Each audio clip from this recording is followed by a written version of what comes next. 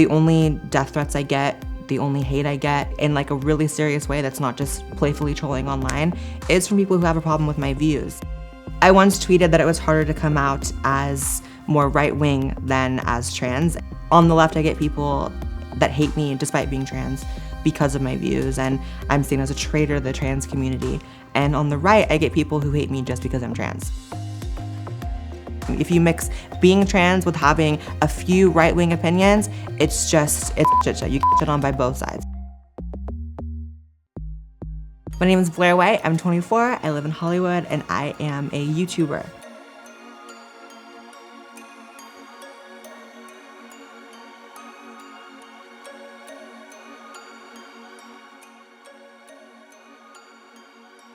When I made my first video, I was actually in college.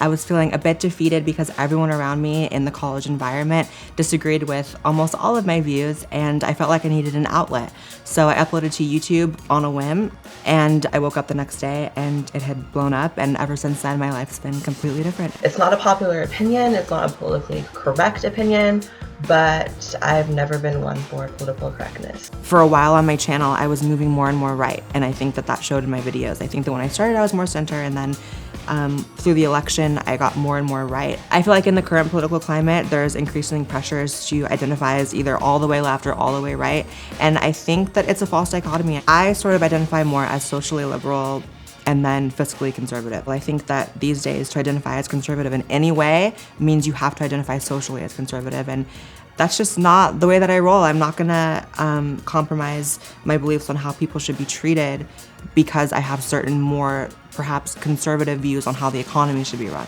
It's frustrating to feel like, you know, I'll never be able to sit in a room full of leftists because of my beliefs. And I'll never be able to sit in a room with conservatives because I'm trans. Feminism is not synonymous with women's rights. Do you like puppies? Do you give back to your community? Do you hate white people? The people have expanded the definitions of bigotry and racism and homophobia and all this shit so far that really anything can be considered racist these days. There's an image problem with the left. A lot of conservative speakers would go to liberal college campuses and there would be outrage, there would sometimes be violence, protests. A lot of times it gets out of hand and people act really, really extreme in order to silence these conservative speakers from speaking at their school. It's been very easy for the right to say this is the face of liberalism. It's people freaking out, not wanting to hear dissenting views. If the left wants to win in 2020, I think the biggest thing they can do is to stop being so radically politically correct. Be willing to have a conversation. I'm trans and I have been able to have conservative speakers on my channel, whether to debate or have discussions with. Ben Shapiro, for example, who's very notoriously and has a reputation of being flat out anti-trans. If you and I were to go to a business dinner or any kind of dinner and you were meeting me at a restaurant and I was there first and I was in an orange shirt and you had to tell, you know, the host, I'm here to meet my friend Blair, and they said okay, and you had to describe me to take me to the table, you wouldn't say the man in the orange shirt, you would say Blair, you would say her over there. You're right. If I were to walk into dinner and try and describe you, you look like a woman, therefore, to the person there, you know, I wouldn't be trying to explain who you were or your background because what's the point of that? But that's not to suggest the truth of the pronoun that I'm using to describe to the person. The reason he was willing to go on my channel is because I'm not one of the people in the trans community that freaks out and screams and is so offended by him. I'd rather speak to him, engage with him, learn where he's coming from, still disagree with him on certain things, but have a conversation, and that's the link that's missing. Personally, I can't think of a single other trans person in media right now that could go on all the conservative shows I've gone on to have a conversation and open minds.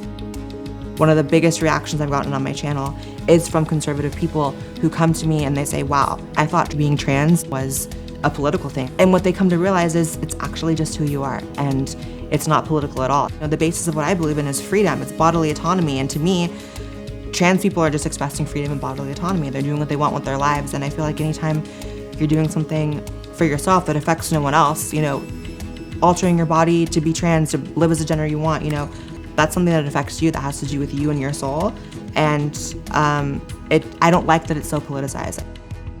One of my most popular videos is one called There's Only Two Genders, and I made it just because I was feeling a bit frustrated that, you know, there's so many people willing to try to understand trans people, and the topic gets so complicated when people add thousands of genders. I think that what's realistic is there really is just two genders. Just because you fail to be perfectly masculine or perfectly feminine doesn't mean that you have invented a new gender. I think that one of the left's problem in normalizing and, getting people to understand LGBT people in general, especially trans people, is they often overcomplicate the issue. I feel like every other week there's some new letter added to LGBT, and I get it, like there's a lot of different kinds of people out there, but sometimes it gets to be a bit much. I think the fact that there's supposed to be, thousands and thousands of genders isn't really helpful. I think that no one actually identifies as any of those thousands of genders, but people like to pretend like people really do. That's giving such a gift to people who want to argue against trans people by saying, I don't have to believe this person identifies this way because this person identifies as a frog. You're always gonna find crazy people who identify as frogs, girl. I don't necessarily believe in this, born in the wrong body thing, or I have a female soul. I think I was born in the right body. I think I was meant to be Blair White, the trans woman. I think it's a coping mechanism to use the born in the wrong body thing. I've never viewed myself as oppressed despite being trans. I've always seen the things that were in my way as obstacles to get over, not roadblocks. And I think that's something that more trans people could benefit from viewing it that way. People forget how easy it is in the first world, in the Western world. I get emails and messages from LGBT people in the Middle East all of the time saying, your videos give me comfort because if anyone found out I was trans, I would be murdered. Or if anyone found out I was gay, I'd be arrested. I'm a gay person living in Saudi Arabia. Being gay is illegal here, and so is being trans. If you're found out, you can be arrested here, and the jails are not friendly to LGBT at all. I traveled to a European country to seek asylum because it's illegal to be trans in my country.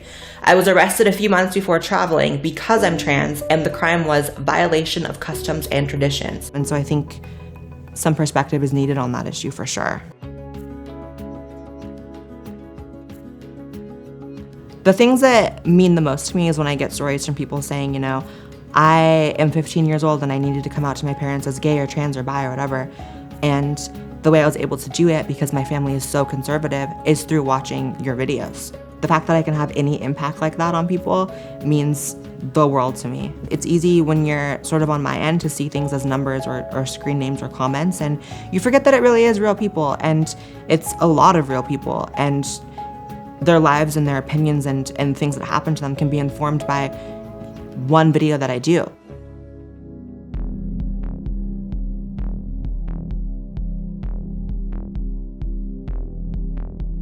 I am who I am.